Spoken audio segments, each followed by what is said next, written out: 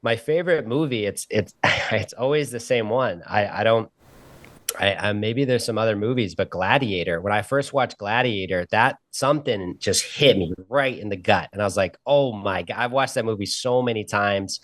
I just, every time I watch it, the soundtrack, the music, the spirituality behind all of it, it really captivates me. I have that inner warrior in me myself. Maybe in a past life, I was in some type of, you know, I was dethroned or something happened. I feel there's some visceral I was in some type of castle, something happened. And so there's something that really ignites my soul. So it's Gladiator. Also, definitely in my top 10, maybe top 5 movies of all time. I love Gladiator. So somebody should do a psychological breakdown of why that's so many men's favorite movie. There's just something about the redemption, I don't know, that like his hero's journey when they write about, you know, the formula of telling a story through the hero's journey, like it's him. It's such a great movie. And I don't know if you saw the trailer for Gladiator 2 came out, and it looks very good, and all I can keep thinking to myself is, please don't fuck this up. Welcome to the On the Edge podcast with your host, Scott Groves. Hey, ladies and gentlemen, it's Scott Groves with the On the Edge podcast, and I'm here with my old friend and mastermind cohort from like 10 years ago, Jesse Harless. And I got to say, first off, Jesse, you look better and better every time I see you. It really pisses me off that you're aging like fine wine, and your skin looks better. You get better looking as we get older, which really bugs me. But maybe that has something to do with being 19 years in recovery or sober, or depending on what terminology you want to use. Jesse has the podcast called Entrepreneurs in Recovery. I highly recommend you check out episode 6 with Charlie Angle, who is a world-class runner, long-distance runner. He ran across the Sahara Desert. It's a wild podcast, super good. He wrote a book called If Not You, Then Who? And we're going to talk about what all these terms mean. But basically, you have been sober, is how I would describe it, for 19 years. And that's now your life's work of helping people be in recovery and reintegrate into their life and kind of spreading this word of the different modalities of being in recovery. The funny thing is, we're in a mastermind together for years. I don't know a lot about you personally. So where are you coming from today? What's on your schedule right now as far as like business and growth? And you mentioned you're selling and kind of just like trusting in God to tell you where to go next. So give us the Reader's Digest update on who Jesse is and what he's up to. Yeah, I've definitely, definitely grown a lot since our mastermind. I think we probably both have. I think when that mastermind started is when I had just left my job. And I think that this light over here just fell down, which is perfect. Perfect. You look great. Don't worry. Yeah. So, I'm in New Hampshire. I've been in New Hampshire for a long time. 7 years ago when we met, I was in New Hampshire. I was in the same spot. I sold my house. I went all in on becoming an entrepreneur after working in 9 to 5 at Verizon for 13 years and winning all the awards at that company in sales. And so, yeah, it's been 7 years as an entrepreneur in recovery as a company that I started. And it took me 5 years to get this podcast off the ground because of, fear and all these reasons why I shouldn't do it and imposter syndrome. And then eventually launched it last year, the 1 year anniversary. I think 1 year anniversary is on Monday, actually. So congratulations. Yeah, made it past 30 episodes, so it's going well. I think like 99% of podcasts don't make it past 17 episodes, so you've got a great story to tell, you've got a great message, and I think when people think about recovery, they think about AA, I'm sober, I don't drink anymore, but your podcast is so much more about that, right? Because entrepreneurs in recovery, you might be recovering from a work addiction, right? Or any type of addiction. So can you talk a little bit about when you thought about your business and then how that would translate into a podcast? What is an entrepreneur in recovery? Yeah. So, when people hear the word addiction, it's very triggering. When they hear the word recovery, it's really triggering, is what I come to find out. And I didn't really know that until I started talking to people about the word recovery. And they were like, well, first of all, number one, they said, I don't have an addiction. And number two, though, the word recovery is where they were also not triggered, but there was like this weird energy around it. And I'm like, well, let me ask you a question. Did you have any trauma in your life or intergenerational trauma that was passed down to you? Did you ever play smaller than you've thought you were going to play because maybe something in your childhood was said to you and now you have a story that you repeat over and over again that has become sort of like your bedrock of your belief system. And what I believe is that's an addiction. You have an addiction to a story. You have an addiction to what someone said to you, and you just continue to play that tape out because it is a big payoff, because you can keep playing small, you keep living in the same house, keep doing the same things. So when I say addiction, I'm saying you could be addicted to drama. I know people who are addicted to drama. They get in relationships with this drama. They look for drama. That's their pill. That's their dopamine hit. That's their addiction. So addiction is not just the guy shooting fentanyl. Addiction is not just the guy drinking alcohol. And addiction is not just the guy watching pornography every day. It is addiction to me is the norm. Is like this. Look at your cell phone. How many times did you check your cell phone today? How many times did you click on the social media apps? How many times did you check your text a day? Addiction to me in many ways has become the norm. And when we kind of look at it, addiction on a spectrum like that, I think we start to bring more compassion. And that's what entrepreneurs in recovery is about. It's like we're looking at people who are like, oh, them. And it's like, well, hold on. Is it a them or is it you too? And what I found is that I have not really met anyone. And I've met some very grounded, amazing people that seemed genetically to just hit the lottery of happiness. Right. And they have addiction. When I get to know them, I start to hear their stories and I'm like, wow, that person is still kind of living. And are they happy? Yes. And can addiction be a positive? Yes. I was addicted to cold showers and I took them for 5 years straight, every day straight cold. And, that had a positive benefit in my life, but did it get extreme? And at times, yeah, it got pretty rigid. I mean, you wrote a book about it, right? Like I remember you were all in on like cold showers for years. Yeah, I wrote a book, which a lot of people told me to change the title because it's too long, but Smash Your Comfort Zone with Cold Showers. And I did that actually during our mastermind that we were in together, because I was in that mastermind and people were like, why do you take cold showers every day? And I wrote that little book about it. And it's funny because that book smashes my new book. People don't even read the new book. They read the old book because it's a trendy thing, cold showers. Back when I was taking them in 2015, you didn't really hear about cold showers that much. And now it's like cold plunging and cold therapy, and it's a new type of religion. I've thought about this before, and maybe we can talk about your journey on kind of what went poorly in your life that led to being in recovery. But I've frequently wondered, do people ever really kick in addiction, or do they just trade addictions, right? Because like I have a couple of very good friends that are very grounded, very happy. One's a great family man, one's a great businessman, and they were previously addicted to alcohol, and their life is infinitely better now, but now they're just addicted to cigars, kind of like I am, right? It's like you've changed maybe the alcohol addiction, which is way more destructive, for maybe like a nicotine addiction, and it's like, well, I don't know. Did we just trade up for a less harmful addiction? Or, your friend Charlie Engle spoke very honestly about it. Like when he first started long distance running, it was an addiction to get that same type of physiological high that he would get from cocaine. It takes you 7 hours to get there to run 80 miles, but it was the same end result as a line of Coke. And so I wonder, and there's got to be some science on this that you're familiar with, can people actually kick, quote unquote, an addictive personality, or do they just kind of change back and forth, and then one day hopefully you get addicted to scuba diving, and that's way more healthy than fentanyl? Yeah, I think a lot of people will try to attempt to answer that question, and I don't know if anyone actually has the research and peer-reviewed studies to prove it, whether or not addictive personalities can, well, first of all, how they exist, if they exist, and can you change an addictive personality? And from the camp I came from, at 22, I was arrested with felonies, and I was faced with the big charges because I had got into hard drugs, and and that was just coping with the pain that I had. I had a lot of pain, and I was coping in that way. And, would you say like I have an addictive personality? Well, I would say, yeah, I am.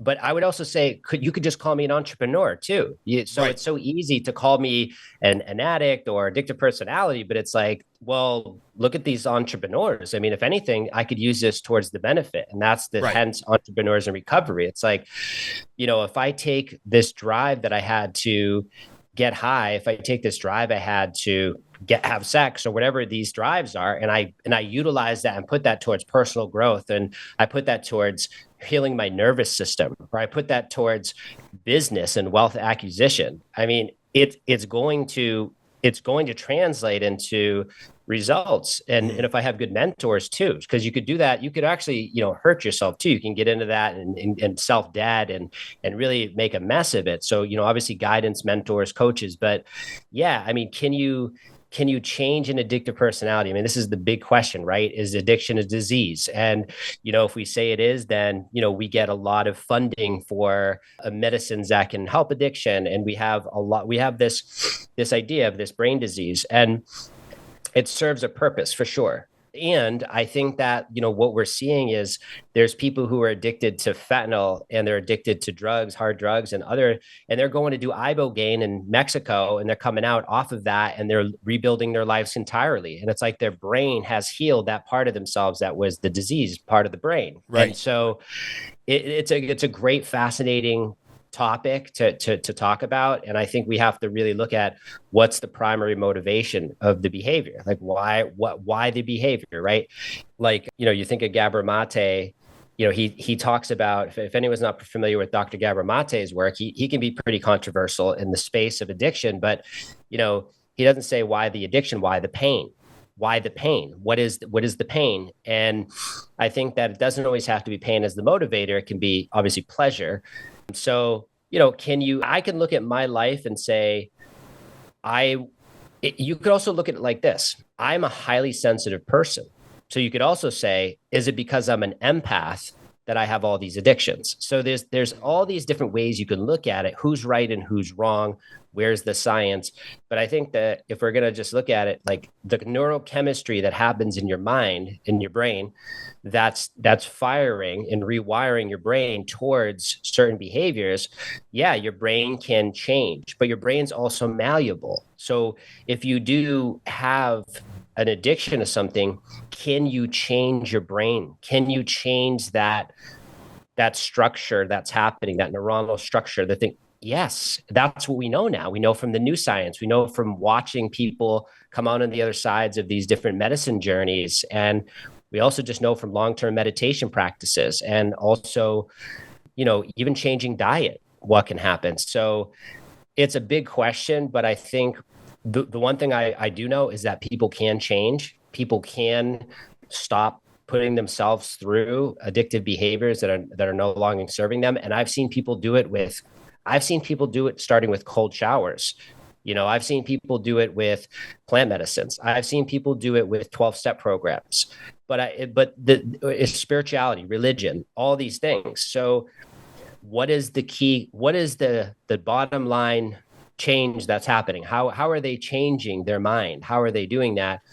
And, my theory is there's obviously a spiritual component. There could be a spiritual component, but I also think it's just the brain. And even in Joe Dispenza's work, Breaking the Habit of Being Yourself, he talks about that, about people get addicted to their emotions. They get addicted to these being depressed and anxious because there's a reward there. There's a reward and a payoff. Even if it's causing pain, there's a reward. And I know this firsthand from my family members, from my friends. I see this, being on a 19-year journey, 18 and a half year journey of recovery. I've seen a lot and I've asked a lot of questions. And, I have a lot of people asking me nowadays about sugar addiction. So people will say like, how big is sugar addiction? How big is food addiction? And, these are things that definitely have a big impact on people's health and their lives. And, so I think to bring it up all into this part of compassion, that's what I try to do, is be like, we're pointing our finger at the person shooting heroin because they're, stealing the money or whatever. But the reality is we all have, there's an spectrum of addiction. If we can start to look from a more compassionate lens, we'll really start to help people to heal and start to try to get help instead of being shamed. Hey, this quick interruption is brought to you by me, Scott Groves, the host of the On the Edge podcast. This podcast is brought to you by me. I'm a loan officer who can help you with a mortgage in all 50 states across the United States. I also coach loan officers. So if you are a home buyer who's looking to get a mortgage, if you're a realtor who's looking to partner with an awesome loan officer, or if you're a loan officer looking for coaching, get in touch with me. It's those sources of revenue that allow us to produce this podcast and get out a new episode to you every week for the last couple of years. So if you're looking for a mortgage, if you're looking for a mortgage lender to partner with, or you're looking for a mortgage coach, I'm your guy. Now back to your regularly scheduled programming. Yeah, you know, the shame thing and the like seeking help is interesting to me because there are a lot of destruction of addictions that are totally socially acceptable, right? Like as we're speaking, I'm smoking a cigar. I'm probably addicted to nicotine. If I was to crack open a beer and have a beer, that would seem socially acceptable. Even if in the middle of this conversation, I picked up my phone and checked my social media real quick, which is 100% an addiction, it would be out of place and it would be off brand, but it wouldn't be like outside of the total social norm. On the flip side, if I, popped open a crack pipe and started to light up a bowl, that would be weird, right? And it's like, I do find it funny that as a society, and I fall into the same category, I am no saint, we look at addiction A and we judge that, but we look at addiction B and it's like, well, that's just society. That's just how we are. So talk a little bit about because I know that you work with people that are in recovery from all kinds of things. How does that interplay between the social acceptability of, I stop for a Snickers bar at 7-Eleven because I am addicted to having more sugar versus I don't know, if you were addicted to pornography and opened it up on your laptop on a plane, that wouldn't be socially acceptable. So how are you bringing compassion into the work that you do when they have a socially acceptable addiction or a non-socially acceptable addiction? Because it's all the same path, right? You got to show them compassion. You got to help them show a way to change things, but it's got to be way different on the ones that are deemed okay versus not okay. I don't know. I'm just trying to think through this. I don't know if I'm verbalizing my point well. Yeah, I think that comes back to what's normal. Tell me what normal is. What is normal? And I remember the older I get, the more idea I have. The older I get, the less idea I have of what's normal, quote unquote.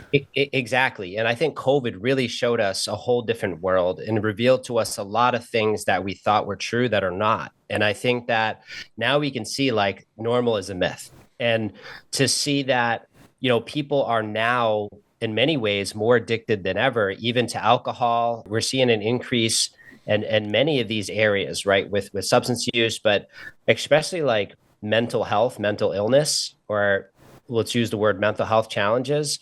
You're living in a world that's in extreme we're living in extreme times, and people are coping in all these different ways. So the normal addiction is okay, it's totally fine to go home and Netflix. I was gonna say Netflix and chill, but Netflix and eat ice cream and, just kind of zone out, watch some shows. Is that an addiction? Well, if you're doing it 5 days a week and it's having some type of cost to your health and cost to your energy and cost to your motivation, I would say that's a sign of addiction. But I think that's, there's more socially acceptable addictions, as you said. I think that the things that people don't think about as addiction are the emotional addictions. You don't hear about that as much. And I think emotional addictions underlie a lot of the physical addictions to food and sex and gambling. And so as I start to uncover for myself, my triggers, what triggers me being this far along in recovery, why do I still get triggered? That's the real work right there. That's the stuff that I'm still addicted to. It's this something that was said to me when I was a child that's still playing up as an adult when I want to go launch my third book or make my podcast successful or go into these areas of my life that are outside of my comfort zone.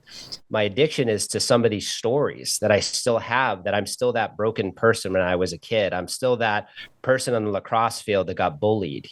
Those stories become highly addicting to keep me here and keeping my same friend group and keeping the same people in my life so I can keep hearing the same stories over and over and over again to play it safe. Maybe that's the most toxic addiction, right? Because those people are not reaching their full potential, or I'm not reaching my full potential because I'm living in those stories that are very addicting, that keep me eating a certain way. It keeps me behaving a certain way. Maybe I'm smoking cigarettes every day. Maybe I'm doing certain things. It's just the norm. It's my comfort zone.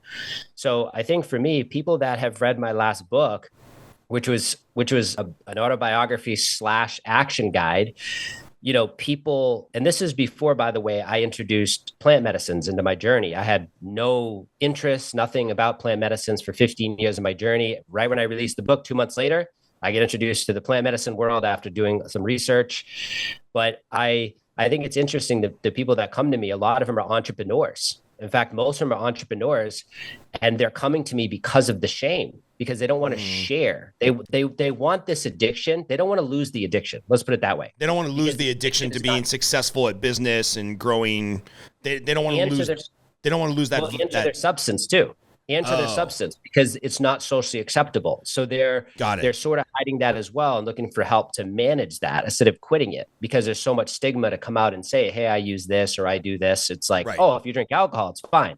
Yeah. But if you are microdosing LSD or if you're engaging in MDMA or something like, oh, no, that's illegal. You're a drug addict. So that's what I'm saying. There's like these interesting things of what we accept as normal, even though alcohol is what the number one killer in the world. Oh yeah. So I think that, as a substance, so I think that this is a conversation of, how do we help people to stop having so much shame about what they're doing and feel empowered and not having to have them quit cold turkey either? Like, hey, maybe there's a plan in place where you can start to cut back and have a different strategy instead of being so black and white and so judgmental. And that's what I see the most. I just see so much shame. There's so much shame and remorse that becomes part of the addiction. You're so caught up in that you can't get the help. And I have people who come to me who are dying of alcoholism. They're not stopping, and I can get through to them in a conversation, but they go right back into it when they go see their family. They go right back into it when they go to work because they're right back into that familiar depressive patterns that are addicting, that are keeping them in that same place because they can't see anything else other than that. And I think that's really where the work can be done is to say like, hey, there is a lot more out there. Nature is extremely abundant. So let's see what else is out there. And for some people, that's why there's so many different paths to recovery, because some people may find a path that's non-traditional.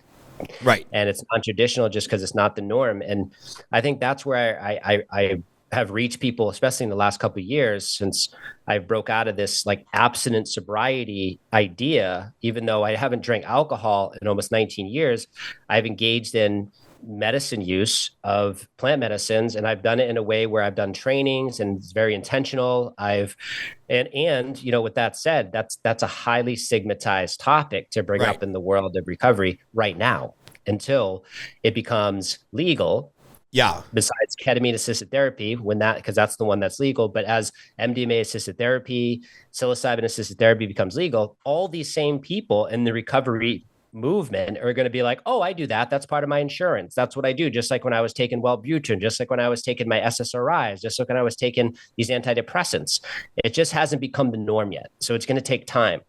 And then eventually that will become a new normal of how we treat addiction and mental health. Yeah. I'm always thinking of a place where like maybe the listeners rolling their eyes and like, what's the follow-up question I have to ask? And so I got two friends, Joe and Blow, whatever, and they're both in recovery. They're both sober. They've both been working the AA 12 step for, 10 years, 20 years, whatever the case may be.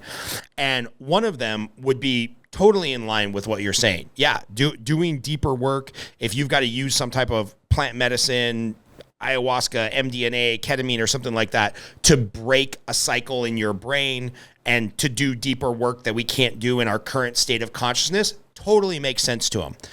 The other one, and they're friends ironically, the other one is you're full of shit. Plant medicine is just an excuse to get high with a different substance. And anything that basically changes your state of mind is just leading you right back down the same addictive path and all the same habits that made you an alcoholic because you were just using the alcohol to cope with the problems. And I could be convinced either way. And that's one of the reasons I wanted to have you on to talk about this, because when you and Charlie spoke honestly on your podcast of like, hey man, we don't think we have to reset our sobriety date or whatever it is in AA because it's not the same thing. We're not using it as a coping mechanism. We're using these tools as a growth mechanism. So can you tell me a little bit about like when people say plant medicine, what are they talking about? One, as far as a substance, and two, what are they talking about when they're doing it as a journey to solve underlying, trauma that might lead to the outward expression of the addiction to gambling, alcohol, fentanyl, porn, whatever it is that we're talking about? Yeah, so this is a great question. So a great case study is myself. 15 years abstinent sobriety, all in 12 steps, all in outside of 12 steps. I was very diverse in what I did. I met you and I started to become an entrepreneur. I started to do all these things and all these personal growth steps. I did tons of biohacking, all these things. And 15 years in my journey, after reading about, meeting Dr. Dan Engel, who is a guy who wrote a book called A Dose of Hope. And if anyone's really curious about MDMA assisted therapy, read the book A Dose of Hope. And so I met him where Charlie Engel actually spoke at a GoBundance event in Breckenridge. And I grabbed him after, this is in 2018, by the way. So I didn't start to engage in plant medicine use until 2021, but I pulled him aside and I said, why would someone with 30 years of sobriety use ayahuasca or MDMA? And he looked at me and he's like, well, why wouldn't they? And I'm like, well, those are your altered states of consciousness. Because people don't come to it to escape. They're coming to it to increase their intuition. They're coming to it to increase their consciousness, and they're coming to it to heal deep-rooted, embedded trauma that they can't get to in the meditation practice for 20 years or get through talk therapy. And I'm like, whoa. And he was very confident. I know he had worked with many people in long-term recovery, which he told me. So that planted a big seed. And ironically, that's when I met Charlie Engel. So then all these years later, of course, doing research and watching documentaries and reading these, Psychedelics Explorer's Guide and finding all this research, I decided to engage in a microdosing protocol of psilocybin. And what happened is that first time I did it, I had a complete meltdown because I didn't tell anyone, even though I was going to do it intentionally, a 10-week protocol, 1 day on, 2 days off, exactly how Dr. James Fadiman said, exactly how the anecdotal evidence is coming out that it's helpful, exactly how the people in Alcoholics Anonymous around me who were doing it, telling me what the results were. I followed it to the T. But that first time I did that, even though it was subperceptual, I had a nervous breakdown because of my ego that I had built for 15 years. That was an ego built on abstinent sobriety and not alternating my consciousness, which is ridiculous. I alter my state of consciousness every time I cold plunge, every time I fall asleep and I dream, every time you smoke that cigar, every time I drink caffeine, every time I'm altering my states of consciousness all the time. So the reality is just how we look at that and how we're viewing that. And obviously some plant medicines are they're hallucinogens. So you have a bigger body, but you're still you're getting into altered states of consciousness all the time. You go for a run, right? You get the runner's high. Right. So we're always looking to alter our states of consciousness. That's the human birthright. That's what we're doing. So when I decided to do that, I had that experience and it was like 3 hours of this like intense. And by the way, I did that with an integration coach, a psychedelic integration coach from a reputable company that I knew with people with long-term recovery. I had a psychedelic integration coach when I did that, so what I'm saying is like, I did this with extreme intention. And I also, once I started to utilize it, I started to see the benefits of the subperceptual dosing of psilocybin. And then eventually I started doing bigger ceremonies. And eventually I went to Costa Rica and I did ayahuasca and then I did peyote. And I started to engage with an integration coach, with a therapist. I started to engage in these larger journeys. And I started to realize like, when I did that ayahuasca and I drank that first cup, I laid down and 20 minutes later, I sat with my trauma from childhood for 25 minutes straight, bombarding my brain nonstop for 25 minutes, extreme, complete visions of that trauma when I was a child. And then the next cup I drank, it was gone. And I got to have the field and the geometric shapes and all this stuff that starts to happen. So was that useful to me? Was that helpful? Absolutely. I left that, and that was the launch right there. That was the launch of, like not too long after that, that's when I partnered with Charlie Engel. We ran an event together. That's when I started to get serious about launching my podcast. So that had a huge impact on my entrepreneurial business. It had a big impact on the way that I viewed women. It had a big impact on my relationships with women. I had healed a big chunk of my childhood that I was in therapy from 22 to like 33, 35. I couldn't touch any of these layers of trauma. And I did one-eyed journey and that happened. So I'm not saying that's going to happen for everyone. And it was very intentional and I had integration support. So if you're going to do this and you're listening to this, number one, don't do it.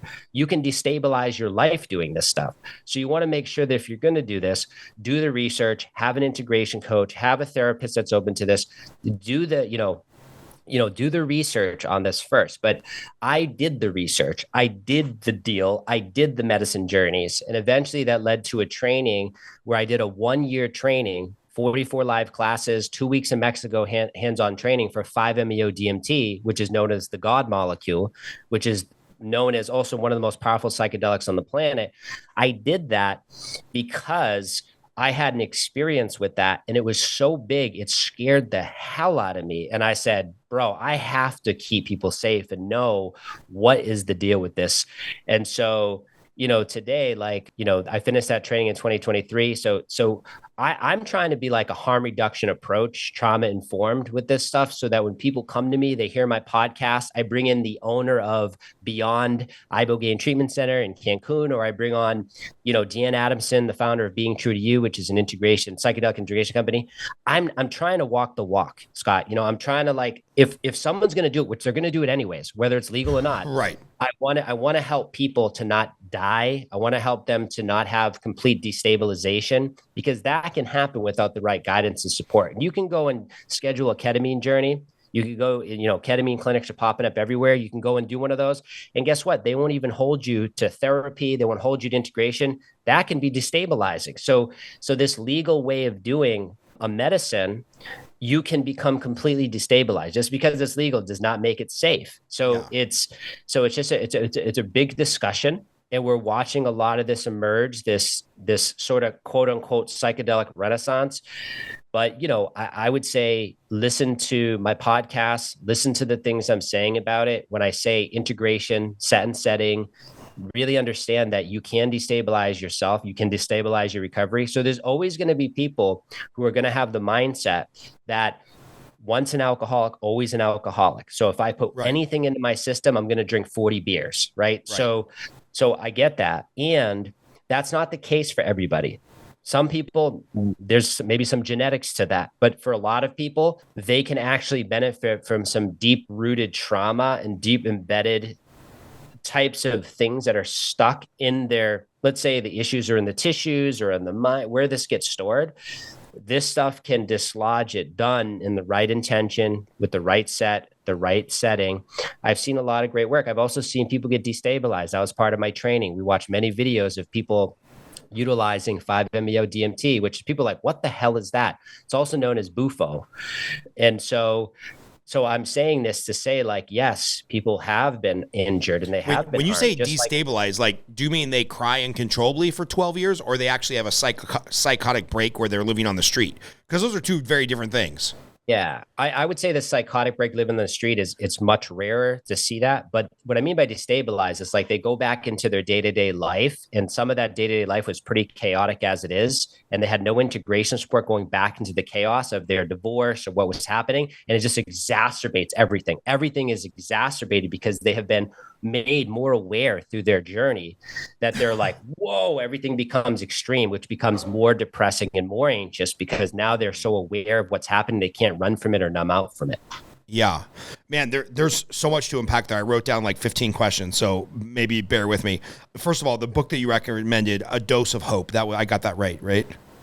Yeah, Dose of Hope, Dr. Dan Engel. And then, at any point during your last 4 years of exploration, training, the ayahuasca journey, the micro dosing of psilocybin, which is mushrooms, correct? This world is totally foreign to me. At any time going through that, and obviously everybody's journey will be different, did you have any increased temptation to like go back to alcohol or drugs? Or was there any moment where you're like, I don't know, either consciously or subconsciously, like maybe it would be better if I was an addict. Maybe I should still be using XYZ. Was there any like return to the old norm or the old Jesse, or were you working past that? Do some people see that return to the old, addiction version of themselves? Like for you and maybe some other people you've observed, what does that journey look like? Yeah, so no, not at all. And here's the reason why. One of the biggest reasons is, why do we use to begin with? Because we don't have a sense of purpose. We don't have a sense of love. We don't have a sense of love for ourselves. We don't have a sense of maybe love for others. So there's a reason that people become addicted and I mean, I'm talking extreme addictions too. Like, what is the cause? What is the root of the addiction? Do you think someone living their purpose and their best life is going to be smoking crack? Or are they going to be shooting fentanyl or drinking themselves to death? No. So it's looking at why did we start to do this in the beginning? Why? So by the time I had intentionally used plant medicines, and we're calling them plant medicines, there's many ways to talk about this because it's like, it's ketamine a plant medicine? Not really, but we're just going to say plant medicines to make Yeah. it not confuse everyone. Like, I had found a sense of purpose. So by the time I utilized plant medicines, I was just increasing my sense of fulfillment and joy because I was removing layers of things I couldn't see before, even increasing my spirituality with several mystical experiences that I've had. So no, I never thought about returning because I could never return back to that. Literally, even if I wanted to, I could never return back to where I was at 22. I could go back to that. Could I get into addictive behaviors and start to overutilize medicines and plant medicines? Absolutely, you can do that, but I wouldn't. Why? Because why would I do that? My life is so good. Why would I be numbing myself out every single night and smoking 5-MeO DMT and meeting God all the time? That's no thanks. Like I'd rather Right. just go down by the river and hang out with the ospreys and see my friends and connect and bond and have that stuff I was seeking. The reason why I used to begin with was because I didn't have that. I didn't have connection. I didn't have bonding. I didn't have connection to others in that way. So that's the reason. And so, so no. And can some people utilize intentional plant medicine use and revert back to addiction? I've never heard of that. Anyone who's ever done intentional plant medicine use with the right set and setting and integration support, I've never. And I know people who have been serving medicines for longer than people have been alive. And I have them as personal relationships and friendships and talk to them about this because I was very concerned about these things. And they have never seen that either. Now, of course, as once in a while in a blue moon, someone becomes destabilized because they had prior histories of suicide attempts and they had these things that were there that they schizophrenia, like, yes, absolutely. Those are called contraindications. Those are things that you need to know about, but not when it comes to addiction and not when it comes to these things. And if anyone has had that and they're listening to this podcast, please come on my show, come on Entrepreneurs of Recovery. Let's talk about it. Yeah, you mentioned something that I don't know why this would be a controversial statement, and I think it's pretty much bared out from what we saw during COVID. But how much of addictive behavior, whether it is alcohol, socially acceptable, heroin, not so socially acceptable, porn addiction, whatever, how much do you think that stems from not having any connection and bonding, right? Because I don't know a lot of people, and I'm sure there's exceptions to this statement I'm about to make. I don't know a lot of people that have a good family life. They've got their core group of people at CrossFit that they work out with. They go to church, or they're part of Kiwanis Club, or they got their cigar smoking club, and they're just, ravaged as an alcoholic. Because it's like, for the most part, and again, exceptions to everything, if you have a strong community and you feel bonded to people around you, you're probably not going to participate in as many self-destructive behaviors. So you mentioned you personally didn't have that connectivity and that bonding, and maybe either the tribe of people that came with the drugs or the drugs themselves was that outlet for you. How much of the modern day societal addiction that we find everywhere, again, social media, socially acceptable addiction, how much do you think that is because we've lost this sense of community, right? Like church attendance is at an all-time low. Boy Scouts, Kiwanis Club, all of this kind of stuff is just pretty much fallen by the wayside. And what you see now is people like get addicted to CrossFit and they desperately want to tell everybody about CrossFit. And I just think that's because that's a substitute for what used to be church or community or getting together with your neighbors, right? And of course, as humans, we crave this. So is there any science or anecdotal evidence you've read that, like, as we've become less community-based as a society, addiction has gone through the roof? Yeah, for sure. Absolutely. I mean, look at where did a lot of these medicines come from? They come from indigenous communities, right? This is indigenous medicine, a lot of this stuff. So, did you see addiction with indigenous people, until we came and ransacked and did the things we did to these people? Like, did we see that? No, we didn't see that. I haven't heard of that. That's something that'd be a fascinating study, right? Was there addiction before Americans settled here and colonized and did all these things? Like, was there that when they were using peyote traditionally or ayahuasca in Peru? So I think that having that sense of tribalism and having that sense of community. I mean, that's what Johann Hari, if you ever looked up, he has a famous TED talk that he says the opposite of addiction is connection. And, that's what he's trying to say there, right? It's kind of, if we have the things that we are seeking in the drug, like you hear that heroin is like a warm hug. It's like a warm hug. So what is that person seeking, right? They're seeking that solace, that hug that they didn't get. They're seeking that love, that bonding experience, that connection, that being heard, being seen. That stuff is the drug right there. That is the love drug. That is the thing that we're seeking.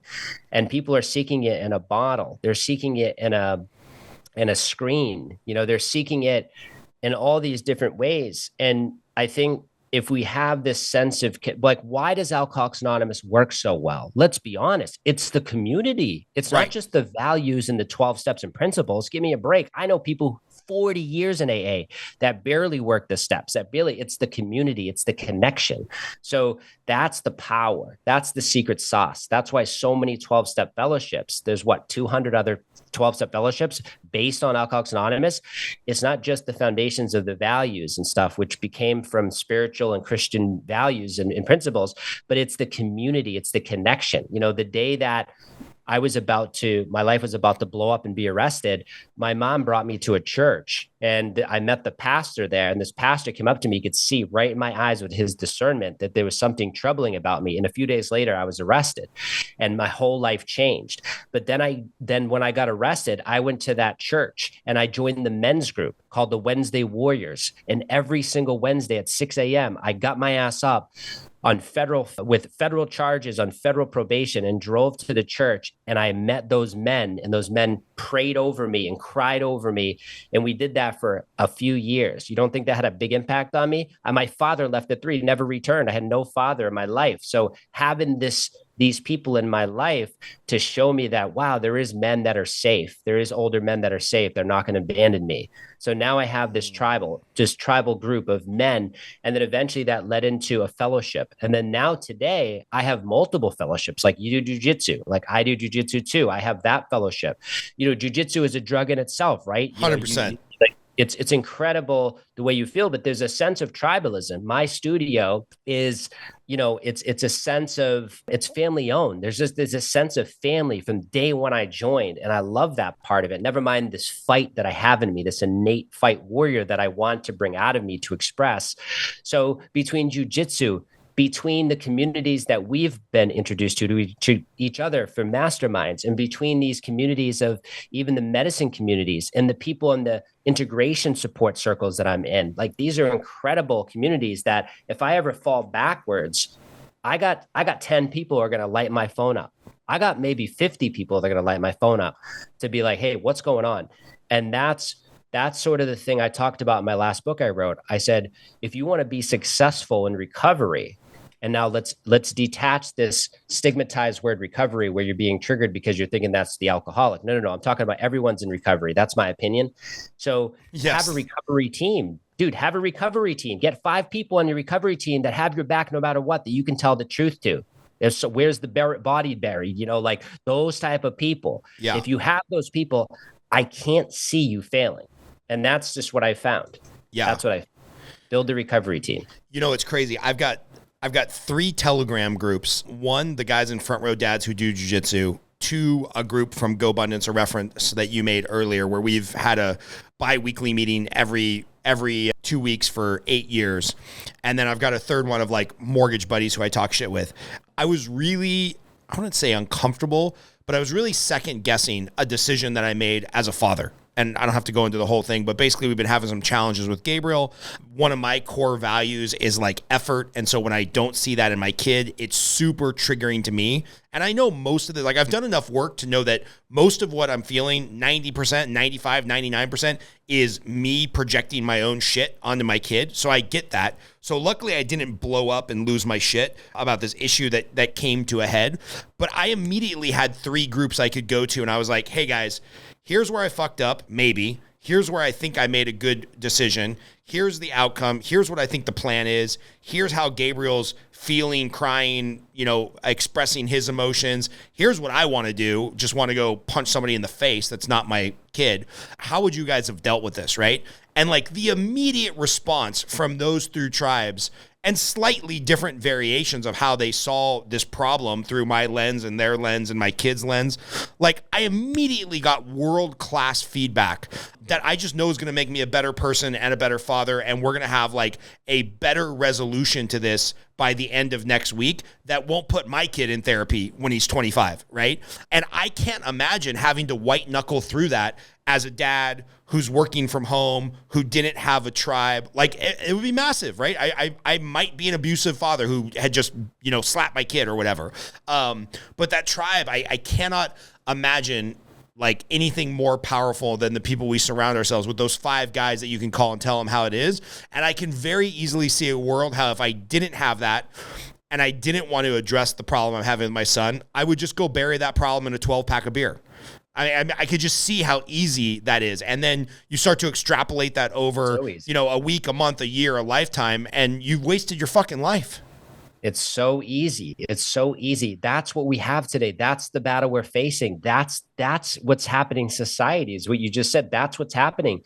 There's people who are just living life, and life has become so extreme and so hard for people that people are lonely. They're lonelier than ever, especially with like what's happening, this polarization that's happening.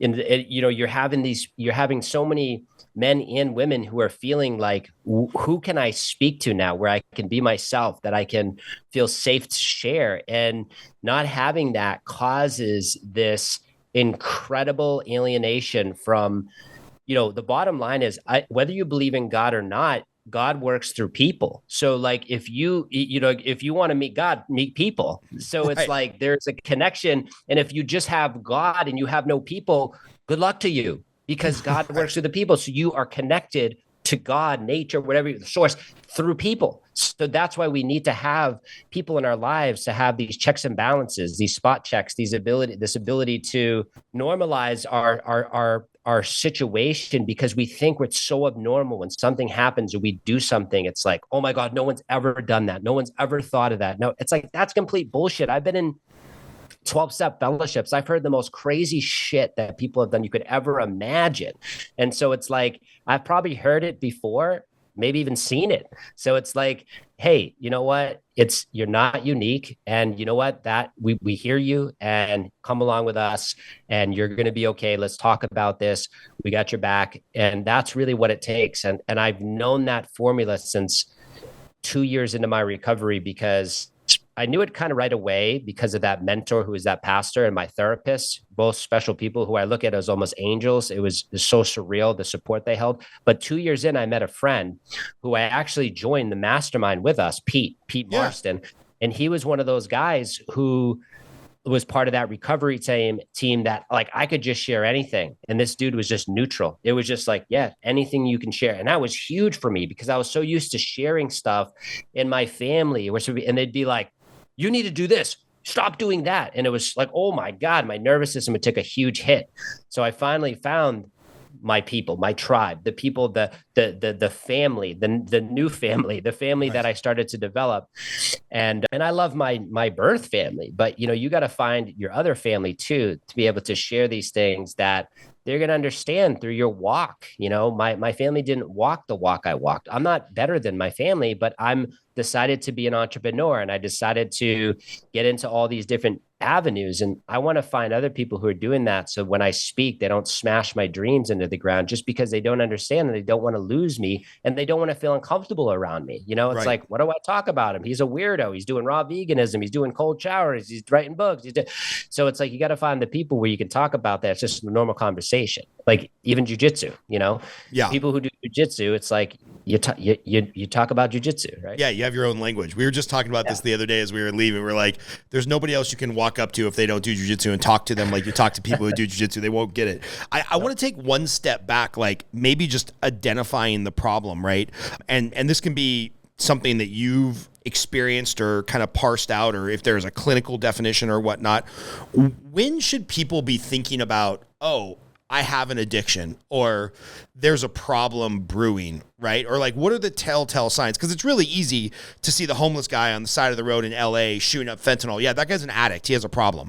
But something happened 3 years, 5 years, 10, 12 years ago that led him down that path, right? Nobody wakes up with a 2-bedroom apartment and a normal job in a community and then it's like, you know what, I want to live in my own feces on the side of the street shooting up fentanyl. It's not how it goes. So if people are thinking like, oh, I might have a problem with X, how do they start to conceptualize that? What are some like telltale signs or markers that like, hey, there might be a problem here? Or how do we even like verbalize what an addiction is so that we know that we might have a problem? Yeah, that's another great question. So I have people who reach out to me who have families, jobs, big house, all these things. And you look on the outside and be like, wow, look at that guy's life. Amazing.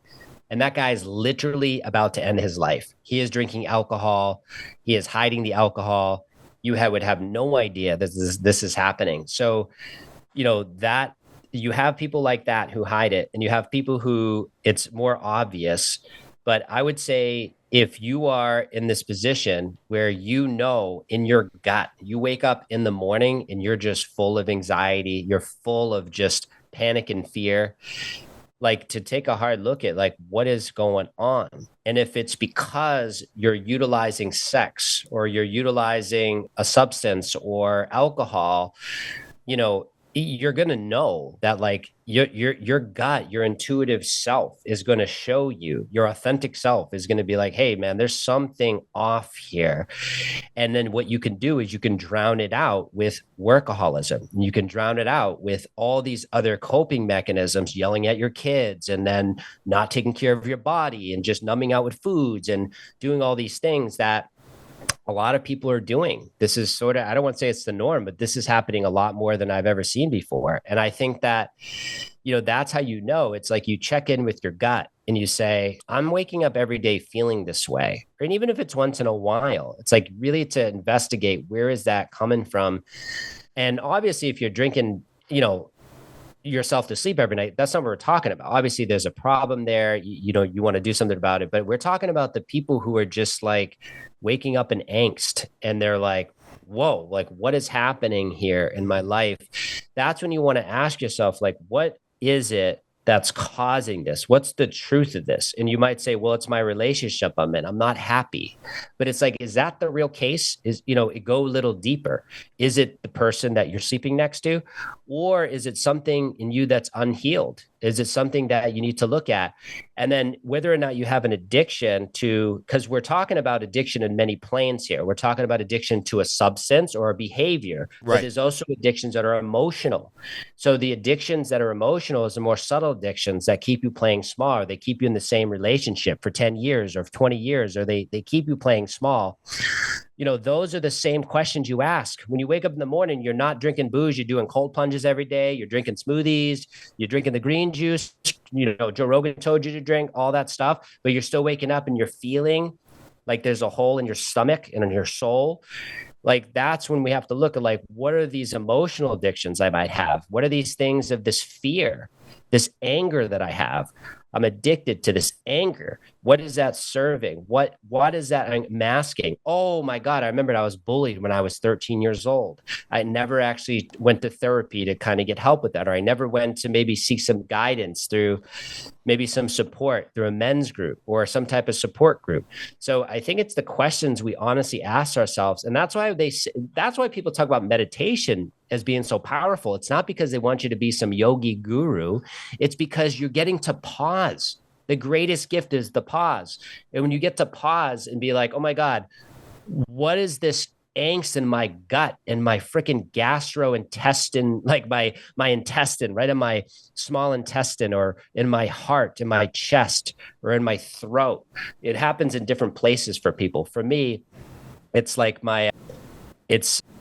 I forgot what it's called, but it's that nerve that is in my gastrointestine. So it's like that's where I get that's when I know something's off. I get hit right above my groin. There's something that hits there. I'm like, oh, and then I also get hit on a certain part of my head. That's when I know I'm triggered. That's when I know something's off. And if I keep waking up every morning and there's something there, I need to change something. Something needs to change. So that's kind of the telltale sign is like, obviously something's shooting fentanyl. I mean, obviously there's a problem, but like Right. if the more subtle addictions that we're talking about, and then, it's like, well, where do I go from there? Well, where do you go from there is, you can do things like, you could obviously read my book, but you can listen to this podcast and you can go and like, oh, there's something there. What can I start to change? What is the first step I can do? And I would say the first thing is to start journaling. Write this down. Get a damn journal at TJ Maxx with a pen and write down, okay, woke up today, July 27th or whatever. Okay, I had this thing in my chest. I had this thing in my gut. There's something off here. I'm not sure exactly what it is. Or maybe you do know what it is. Write it down. Oh my God, I watched, I've been going to that porn site since I was a teenager. I knew I shouldn't have went to it. And now I have all this new advanced porn that's here now for me that I could instantly click. And I know that brings so much shame. There's many people who watch pornography with no shame, no problem, gets the job done. There's also many people who don't. And I think that's where journal, write down, what's this? Okay, what's the help available to me? Step 2, what's the type of help I can get for this? If addiction's too triggering, so what's the help I can get for this behavior where I'm numbing out? I'm numbing out some part of my life. I haven't had sex in 3 months with my wife. So I'm numbing out for some reason with pornography or masturbation. You don't have to have porn to have a problem with masturbation. You could just have extreme masturbation addiction. There's plenty of men who have that. So I think that, and I'm not trying to say it's wrong or bad. I'm saying checking in with yourself, doing this stage check, and then like a spot check. And then I would say, Don't worry, man. You look great. You don't have to worry about the camera or the okay, the light. sorry. I know people are like, stop touching that light. The light keeps falling back. Yeah, you're fine, man. You look great. So and see, there's my addiction to this light. I keep getting addicted like a moth to this light. See, I made the bad statement of saying how good you look, and now you got to make sure that you live. Yeah, exactly. I got to see the shine on my face and my bald head. But yeah, you just said one of my favorite words real quick. I don't mean to cut you off, but I think this word is so important. Is the shame, right? Where it's like, hey man, if you watch porn once in a while, and that's what it does to finish you off, and you need that release or that stimulation, maybe that's not a bad thing, right? But if there's shame around it, right? Like I don't know anybody that finishes watching porn and is like, yeah, killed it. I just rock that porn session, right? They're like, I would guess for most men, there's some shame around it. So is that kind of the key feeling, that if you're starting to feel shame around an activity or a coping mechanism, that's a big sign that we've got a problem? I think shame can be a big contributor, if not one of the biggest contributors to this problem. Because when you have your normal state of being and you're motivated and happy and joyous, or you're even just neutral and you're getting the job done, it's when that shame comes in that changes your biochemistry, where then now it's almost like shame can lead to such feelings where you can get hit unexpectedly. You could be at a supermarket or anywhere, and the shame comes in and it changes your biochemistry, where you start to look around you, and maybe other people around you feel like are looking at me, or I'm angry at them. And that's how much shame can impact your neurochemistry. So I think, shame is definitely a big part of this. And I think that, I think these are the first stages you want to look out for. And you can also live in denial. I can't help it. I want to fix this light. Fix the light. So you can go get a screwdriver if you need to.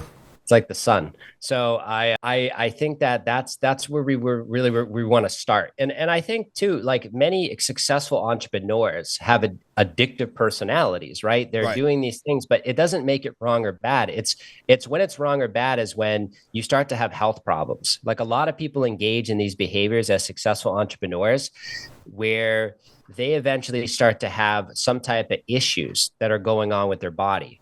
And then they start to go, damn, I got to change something about that. It's not like their wife's angry at them or anything. They just start to see some health decline, and they start to go, I want to cut back on certain things and I want to change certain behaviors. So it's not about abstinence. It's not about stopping. It's about being mindful. It's about being conscious and aware and going, what do I want? what do I choose? Like, what are the things that I want to, like, who do I choose to be? And this thing is not serving my health, or it's not serving my marriage, or it's not serving my spirituality. It's not serving my purpose, my path. And I think that's where I want to normalize addiction and recovery, is like, let's stop making it so sensationalized to just be, the people who overdose, all this stuff. Like, that is a part of it for sure. We have to do something about it. And that's why I've got into the plant medicines, people. Like, I'm not just doing this so that I can escape my life. If anything, I'm trying to get more into my life, and I'm trying to understand, how do we start to save the 100,000 people who are dying of overdose every freaking year. Mm-hmm. So besides that, these can also serve people who are veterans, PTSD. We're finding out so much research with veterans with these medicines. So I think that's it. Like, the end of the day, the message is like, yes, if there's shame, if you're checking in, you're feeling this thing in your stomach. Like, I couldn't even have a relationship with that part of my stomach. That was such the norm for me, anxiety and that thing in my stomach, that was like my baseline. My baseline was anxiety. And I'm talking about in recovery. My baseline was anxiety. I didn't become aware of all this until I started doing deeper work. And then eventually, when I started doing even deeper work, even with medicines, I started to be like, oh my God, like, I'm just like, I could just go to the river and look at the trees, and I'm in like a medicine experience. I feel like that's how much my life has changed, where I can now have to do no medicines at all and just be totally in a bliss field of like, that didn't come before this. I can't explain it, but there was something blocking. There was something in the body. There's something there that I couldn't get past. And maybe you can get past it with 17 years of meditation. I don't know, but I don't want to wait 17 years. And I don't want to do 3,000 therapy sessions, because I've already done that. So I want to actually experience as best life I can right now, and to each his own, whatever path is good for you. And we all learn from what is the cool thing to do, what is the biohacking, what red light therapy, and all these, like, what is the thing that's going to make me. But I think it's like, when it really comes down to it, it's connection and bonding, community, tribalism. Like, that's the stuff, that's the secret sauce. Because you can't run. People can look you in the eye and see, whoa, there's something about you. What's happening? And it's like, you can't run from that. So that's why we isolate. That's why we become alone, is because that's the ultimate place where this addiction grows, is in isolation. So, get out there, ask for help, and, find people to talk to, reach out to me. If someone listens to this episode and is like, I want to make a change, like, I'm not going to charge you money. You can reach out to me. I'll talk to you, and I'll help where I can and send you in a place. If it's a good fit, sure, you can work with me, or you can work with like the 50 people I know in the industry that can help you. So I think, like, whatever it is, there's a lot of resources today. We're really fortunate. We have these beautiful microphones and headphones and podcasts and cameras. But like me 20 years ago was not here. I was in Lowell shooting heroin. So this is Lowell, Massachusetts. So I'm here on this as like a testament to be like, damn, man. And like you said, I'm looking younger. So there's obviously something to this. And I keep exploring, and I don't have all the answers, but I keep asking questions. Like you, I interview people. I want to learn, like, what is happening in the brain when we do these medicines? What is happening in the brain when I go to the river and I have that experience? Or what is happening in the brain when we do these meditations? So all of it is, or jujitsu, whatever. Like, what is it that's making me feel like so, like a warm hug? Like, I feel so good. And I think that's what we're ultimately going for. And we get those payoffs in all these different ways. And when the payoff becomes, detrimental, we call it an addiction. But you can have positive addictions too. So I think it's like, let's just normalize the conversation around this. This is a very polarizing topic, and I'm super grateful that I can, summarize almost 19 years of research and development, which is my whole life, right? My whole life started out with addiction and started out with, these traumatic moments. And I think today I get to share about it, because I'm just learning, like you. I'm learning every single day. And it's just really, I'm really grateful to have the opportunity to do this. I want to go back to a word. I circled it here on my little handy dandy notepad, because I do journal a lot. You mentioned the term integration. And I want to peel that layer back a little bit. So, when you mention having these guided sessions or an integration expert to help you, hey, this is what I've experienced. You're like a raw nerve.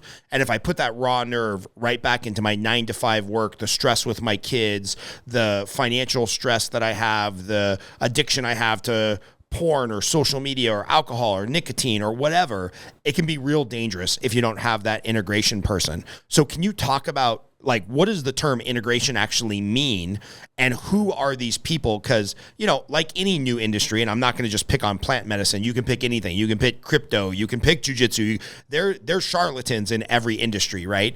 And somebody that went to a 2-week online community college class and got high a bunch of times is not somebody I want to trust to, like, lead me through these experiences and then help integrate this new version of me back into real life. So can you talk a little bit about what that term integration means, what those integration experts do, and then, like, how the hell do you find a good one, right? Because if I'm trusting the raw nerves of my psyche to somebody, I want to know that they know what the hell they're talking about. Yeah, so this is a great question. So I want to make sure I have this right. This psychedelic integration guide, I think, is psychedelic integration. So when I did my, and it was not cheap, by the way, but it also was cheap in the sense of what I was getting, the payoff. When I did my training with 5, which is called 5 information, so 5-MeO DMT, information and vital education. That was the name of my training, 5. I did that training because not only was I going to get, how do I help people integrate these very big mystical experiences, but also, like, what are the somatic practices they can do, and how do they just kind of carry on with their life after having this big experience? What's a somatic practice for those? Because I don't know what that means. I need somatic, you to define that. So, like, involving the body. So, like, breath work or being mindful in the body and going through the different sensations in the body with your breath. There's many different, ways to look at somatic practices, but that's become a big thing in the psychedelic space too, is somatic practices. So psychedelic integration is a book. There's a book called Psychedelic Integration. It's literally like, it's like a college textbook about psychedelic integration. It is no joke. It is not messing around. So if you want to really dive into, like, a textbook of it, you can read that book. But, integration, like, think about the word integration, integrity, integral. So I want to live a life with integrity, and I want to be in integrity with myself. So if I'm going to have this experience where I'm getting high, quote unquote, and I'm coming into this outer body experience, or even I'm not coming out of the outer body, but I'm feeling this huge amount of dopamine, serotonin blast from an MDMA assisted therapy journey or something, like, integration, integrity of that journey being actually embodied into my being after that experience. That experience lasted what? 5 hours, 6 hours, 2 hours. I have 40 years of my life to live still. I have 30 years, 10 years, whatever amount. How am I going to actually take that information that I just had in this massive experience into my life, into my marriage, with my children, with my career, with my money? How am I going to do that? So the integration of, let's say, an experience where all of a sudden this 10-year-old trauma that I had is now with a cup of ayahuasca all thrown in and blasted through my body. I then walk away from that experience and I don't have that same energy towards that anymore.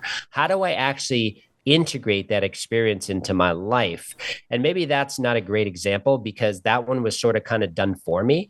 But let's say, like, one where I'm in a massive breakup and all of a sudden, like, there's just pain all the time. And then I do, let's say, a psychedelic journey, and I do, let's say, MDMA assisted therapy. And in that journey, during that experience, all of a sudden, I have this feeling of this pain that I get when I'm not using this substance. I get this pain all the time, right in my solar plexus, right here in the center of my chest. And I get it in the medicine experience. And then I ask myself, maybe my higher self during that experience, what is that? And what do I do about that? And then maybe in that experience, your brain, higher mind, God, source spirit, whatever, says to you, when that happens, I want you to sit with it and breathe into that part of your body and just be with it. Don't run from it anymore. Don't grab your phone. Don't call a friend. Like, be with it. I want you to really sit with it. That happens in the journey, in the psychedelic experience. Now, when I have that experience, I tell the person guiding me, which is hopefully two facilitators, male and female. I tell them, hey, this is what just happened. And they take down the notes. Now I leave that journey, and now I'm going to have that same feeling, because that heartbreak still hurts so bad. Even 3 weeks after that MDMA-assisted therapy journey, that comes in and hits me in the gut. Well, let's say hits me right here, right in the solar plexus. Now I get to go, oh, yeah, that's right. The medicine showed me, or God showed me, or whatever showed me, nature showed me in that journey, that when that happens, I pause, I feel the feeling instead of run from it. And I breathe into it like it said to me, oh, now it's gone. Bam, integration. That's an example of an integrating. Real quick, that's that moment when that hits you. That's where people that have an addiction will go to the bottle or go to the joint or go to the gambling or whatnot. So you're bringing the awareness of what's the trigger that leads to the addictive behavior. Yeah, exactly. And so that's the integration. And now to take it a step further, hopefully when I had that moment where I had this huge win, this huge personal win and a huge healing moment where I learned how my body is my body. I'm the healer. I'm the inner healer. I can actually heal my body. Then I go and talk to my trained therapist who has experience with psychedelics or integration support, or I talk to my integration coach and I share with them, hey, listen, this is what happened. Or maybe a close friend who has the experience to hold the space for that. Mm-hmm. Now that's the integration. Now I can share that physical experience, which was an emotional experience, which was a mental experience, which was a spiritual experience that happened in that moment. And I get to share that and integrate that powerful moment that showed up when I was high on MDMA. Now it's having a massive impact on my life, because every time that happens now, I know what I can do about that. And so that's why integration is so pivotal, is because if I don't have that and that happens again and I don't remember, guess what you're going to do? I don't care. You can do 60 ayahuasca journeys. Right. Doesn't matter. You're going to end up, we know people who do that, right? So you can still end up going, oh, this is happening. What do? I'm going to buy something. I'm going to buy something. I'm going to feel better if I buy something, right? You do something to get that pain to go away. That's why we're just trying to normalize this conversation. This is like, to me, this is like super common. I don't know many humans that don't go through some type of sugar addiction, food addiction, some type of emotional addiction, some sort of depression, anxiety, especially since COVID. Like I just don't meet people anymore that are just accelerating enlightened beings, Buddhas that are just out there. Like I don't meet a lot of those people. So I feel like, what are the ways that we can cope? And and some of the ways of doing that is some people choose to do these experiences and having integration support. And like, if people are asking, how do they get the integration support? Like, I'm an integration support guide. I support some people. You can work with me if it's a good fit. Regardless if it's me, there's thousands and thousands of people that you can work with through integration support. And, shout out to Being True to You. That's a company you can go and find people with. These are people I've interviewed on my podcast, the CEO of Being True to You. I have great friends who do this stuff professionally. So there is support. Yes, unfortunately, it does cost money. So if you don't have money, then go ahead and ask for a sliding scale. So talk to these people and become entrepreneurial. Barter. Say, hey, listen, I don't have $200 for these integration sessions, but what I do have is $50 and a drive to get well at all costs. Would you work with me for $50 a week? You know what? I have done that personally. I have reached out to people that I know I can't afford their rate. And I'm like, hey, listen, I got $100, but once they hear my story and look me in the eye and feel my soul, they're like, I'll work with you for that, because I know you're going to do the work. Right. And some people call those mentors. They don't have to pay anything. And someone can mentor you into that too. You just better make sure you do the work and not waste their time if you're not paying them money. Of course. But, yeah. I want to close on this topic because I think, for me, I'm sure, again, addicted to social media or tobacco or buying stuff. That's a triggering thing for me. Like when I'm in a frustrated mood, I'll go to the Amazon and buy stuff. So there's stuff that I have to work on. But where I'm like most interested in this stuff getting mainstream acceptance is the PTSD stuff, right? Because we have from the GWAT, the Global War on Terrorism, we've got hundreds of thousands of people who killed people in service of their country. And regardless of what you think about the war or why we were there or whether it was just or whatnot, I mean, the human trauma from putting people in war is undescribable, right? And I'm glad I never had to shoot anybody in anger or shoot anybody for my country, but I know a lot of people that have. And I was talking to a friend of mine who's kind of been through his first couple journeys on this, and he's like, I was basically a special forces guy, sniper. He talked about this on our podcast. He's like, I was basically a government-sponsored mass murderer. And like coming to grips with that in my mind is pretty fucking hard. You know, he's like, I've killed more people than any serial killer ever caught in America, and it was government sponsored.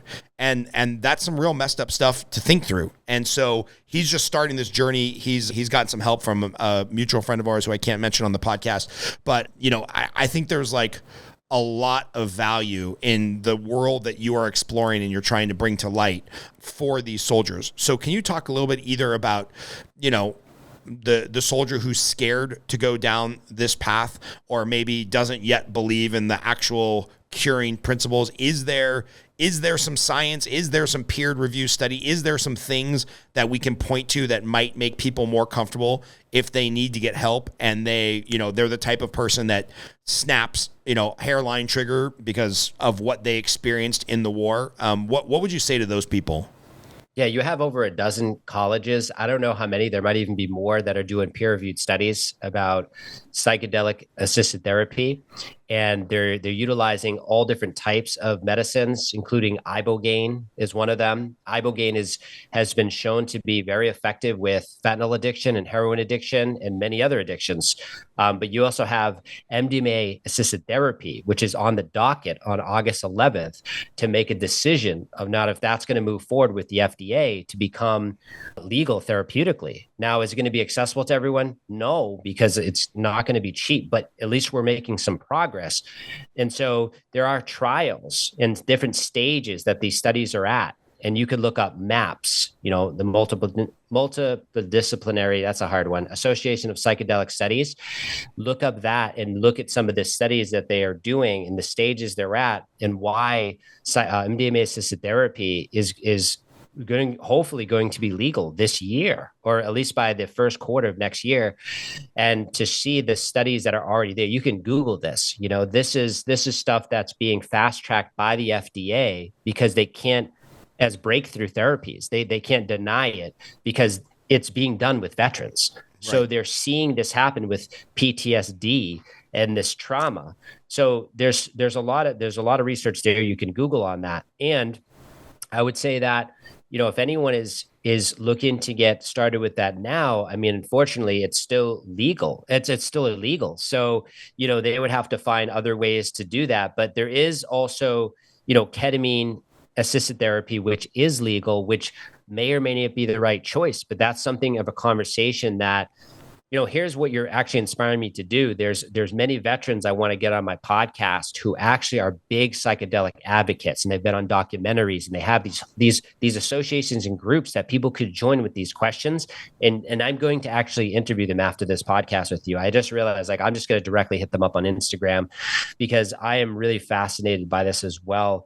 And, so I think that if you are interested in that, just do the Dr. Google, and you can find the studies that are being done. There's so many.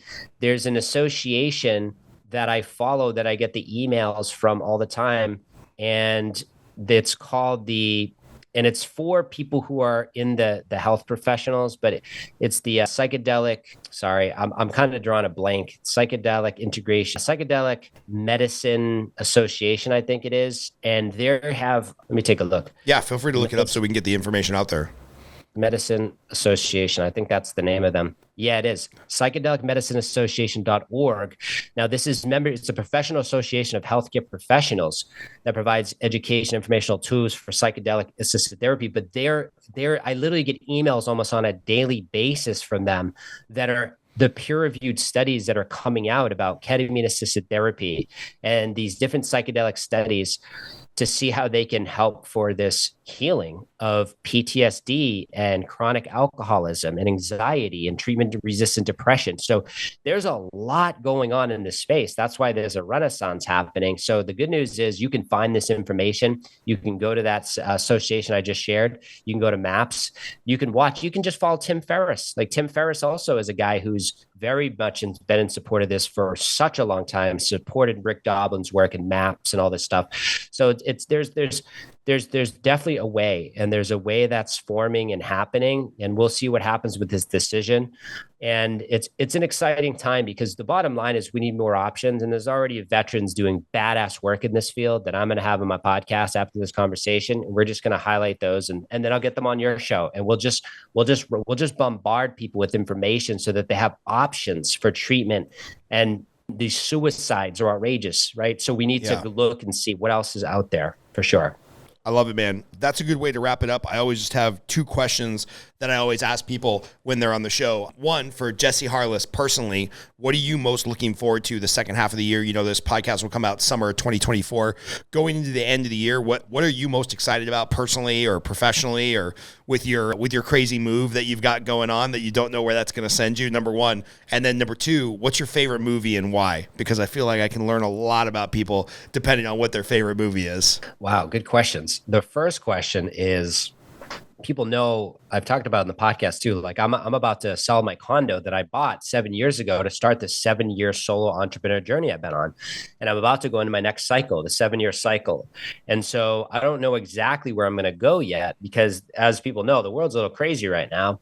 So I'm trying to let, not just friends and community guide me. I'm trying to let God guide me, nature guide me into my next decision. But part of that is getting out of my comfort zone and really working on the podcast, really bringing that to another level where I know I can bring it to, and bringing more voices on, more ways to treat addiction and treat this idea of recovery. Remember, everyone, I believe, has an addiction. So, I mean, the universal humanism of this. And so it's really expanding the podcast, expanding some of my own trainings, maybe launching a course and some of this stuff. But really, I just want to get free services out there to people to find, through the podcast, through the YouTube channel.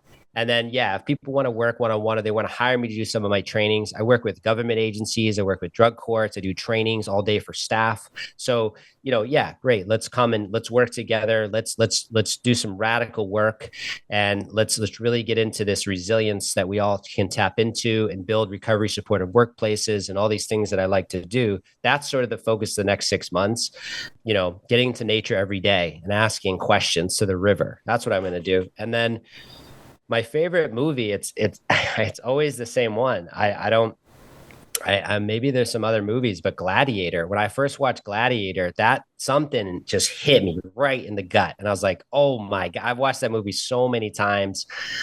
Every time I watch it, the soundtrack, the music, the spirituality behind all of it, it really captivates me. I have that inner warrior in me myself. Maybe in a past life, I was in some type of, I was dethroned or something happened. I feel there's some visceral I was in some type of castle, something happened. And so there's something that really ignites my soul. So it's Gladiator. Also, definitely in my top 10, maybe top 5 movies of all time. I love Gladiator. So somebody should do a psychological breakdown of why that's so many men's favorite movie. There's just something about the redemption, I don't know, that like his hero's journey. When they write about, the formula of telling a story through the hero's journey, like it's him. It's such a great movie. And I don't know if you saw the trailer for Gladiator 2 came out, and it looks very good. And all I can keep thinking to myself is, please don't fuck this up. Please don't fuck this up. Like Gladiator 2 cannot tarnish the legacy of the first Gladiator, but it looks really good. It's got some amazing actors in it. It's got Denzel Washington. It's got Pedro Pascal he's been in everything recently, most recently The Mandalorian, but it looks super promising, but I'm like, please do not ruin my favorite movie from my 20s. So Please, God. Cool, man. Well, hey, I appreciate you being on. Let's send an email back and forth, exchange some people, especially my buddy Clay, who I was just mentioning, who's just starting the journey for PTSD to be on your podcast. I only feel comfortable talking about this because he spoke about it openly on my podcast. And yeah, man, I'm just looking forward to staying in touch more than once a year. Yeah, absolutely. Well, we're going to get you on my show too. All right. Well, we'll talk soon, man. Thanks for being on. Thank you, brother. Later.